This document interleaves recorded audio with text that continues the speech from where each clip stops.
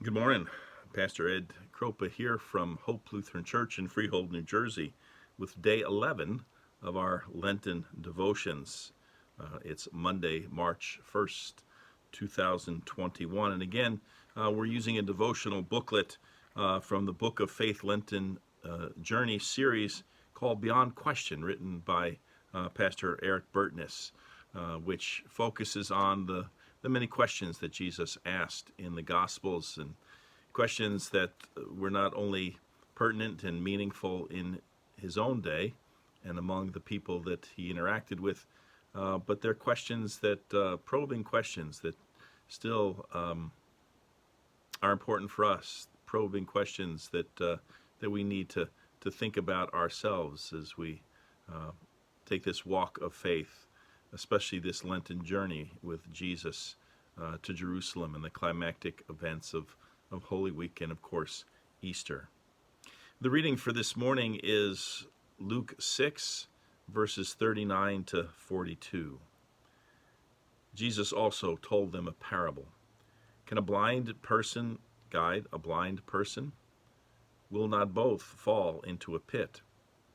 A disciple is not above the teacher, but everyone who is fully qualified will be like the teacher. Why do you see the speck in your neighbor's eye, but do not notice the log in your own eye? Or how can you say to your neighbor, friend, let me take out the speck in your eye, when you yourself do not see the log in your own eye? You hypocrite! First take the log out of your own eye, and then you will see clearly to take the speck out of your neighbor's eye.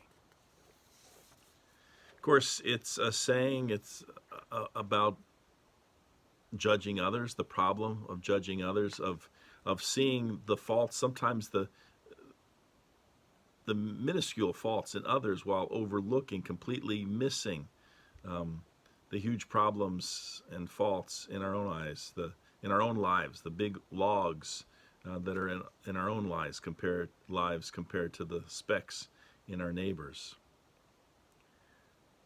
A couple of stories before we get into Pastor Burtness's devotion. Chuck Swindoll is a famous evangelical pastor, and he was once speaking at a pastor's conference. And the first day that he was there, a man approached him and said how greatly he had been looking forward to hearing Dr. Swindoll speak, and his delight at now finally being able to realize that desire, that almost lifelong dream. Well, that evening, Swindoll noticed that the man was sound asleep, only a few minutes into his sermon. And Swindoll thought to himself, well, perhaps the man was tired after a long day's drive and just couldn't help himself. But this continued to happen night after night after night. Finally, Dr. Swindoll became so upset in his spirit with this man until the last night. Very frustrated again that this man who said that all he dreamt about was hearing him speak now had been falling asleep every night. Well, the last night, the man's wife came up to him and apologized for her husband's inattention to the messages. And it was then that she explained that her husband had recently been diagnosed as having terminal cancer. And so the medications that he was taking to ease the pain made him extremely sleepy. But it had been one of his, again, lifelong ambitions to hear Dr. Swindoll speak before he died, and now he had fulfilled that goal. And so it doesn't say, and I don't know, but I can imagine that Dr. Swindoll was very frustrated, almost angry even at this man who professed to want to hear him speak and kept falling asleep, and how little he must have felt when he realized the true story, that the man had waited long to come hear him speak because of the terminal cancer and the medications that he was taking, he couldn't stay awake. Sometimes we judge others without knowing the whole story, the full picture. We see part of it, and on that basis, we form our judgments, we draw our conclusions, and sometimes we're way off the mark. There's also a story told about the folly of judging others. This particular gentleman was sailing for Europe some years ago on one of the great transatlantic ocean liners, and when he got on board, he found that another passenger was to share his cabin with him. Well, after going to see the accommodations and seeing who his cabin mate was going to be, he came up to the purser's desk and inquired if he could leave his gold watch and other valuables in the ship's safe. He explained that he ordinarily never availed himself of that privilege, never left anything in the safe, but he had been to his cabin and he had met the man who was to occupy the other berth. And judging from that man's appearance, he was afraid that this person might not be very trustworthy. Well, the purser accepted the responsibility for the valuables, but then he remarked, "It's all right, sir. I'll be very glad to take care of them for you, but you should probably know that your roommate has already been up here and left his valuables for the very same reason." They both looked at each other, judged each other, and judged the other as being not trustworthy, and thought, well, I better put my valuables in the safe. And they both formed the same mistaken judgment about the other. Again, judging others, about seeing the speck in someone else's eye before we ever consider and deal with the log in our own.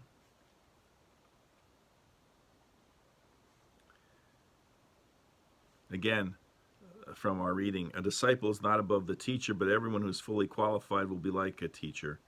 Why do you see the speck in your neighbor's eye, but do not notice the log in your own eye? Pastor Burtness writes, Jesus asks questions throughout the Gospels as a way to deepen discipleship. Rather than thinking our way into believing, Jesus asks questions to help us behave our way into believing by putting our words into actions. He asks questions to invite us into a transforming relationship with Him. And Jesus doesn't ask rhetorical questions, the kind that have such an obvious answer that we don't expect anyone to actually respond. He doesn't ask questions either that can be answered simply with a yes or a no. Jesus doesn't do, in other words, business as usual like that. He asks good questions, transforming questions, questions that call us to dig deep within ourselves to come up with a response. Do I not notice the log in my own eye? Well, yes, Jesus, I do notice sometimes, but it's a lot easier for me to see what's wrong with someone else. I try to forget about this log. It's been there so long I don't remember how it got there, and I don't know how to get rid of it. Well, the season of Lent, he writes, is for us often a time that is business as usual and nothing out of the ordinary.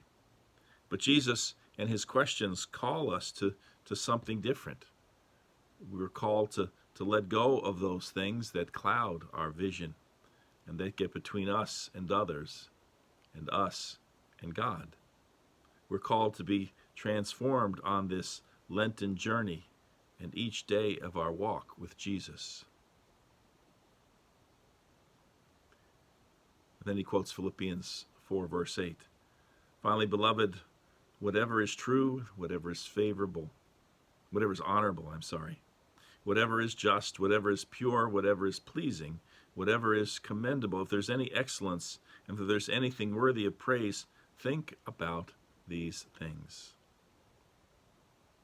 The theologian Richard Foster once wrote, when we despair of gaining inner transformation through human powers of will and determination, we are open to a wonderful new realization. Inner righteousness is a gift from God to be graciously received. The needed change within us is God's work, not ours. And then, as always, Pastor Burtness has some questions to ponder. Why do you find it easier to find that speck in someone else's eye? Why do I find it easier to find that speck in someone else's eye? Why do I find it easier to criticize and to judge them without turning that same keen focus on my own life and all the ways in which I'm lacking? Why is it that we judge others? Also, he asks, what might be clouding your vision? Okay, we're talking kind of symbolically here with the log in our eye, but wrapped up in this is what clouds our vision so that we don't see ourselves for who we truly are, but sometimes we become very judgmental about those around us. And then kind of a cumulative question based on our previous days. Which of Jesus's questions so far has been most meaningful for you to contemplate? How are Jesus's questions affecting you and transforming you? I think, like many of the things that Jesus said, many of his stories and his parables and his teachings, his questions really cut right to the chase, don't they? They hit us where we live. They make us focus on the things we should be focusing on, but so often we either ignore or evade because we don't like to turn the harsh light on ourselves. Much easier to turn it on somebody else, criticize them, judge them. We don't so much want to be under that same glare of light of ourselves. And we certainly don't turn it on ourselves. Something to think about. Something that maybe that some of us need to change in our lives.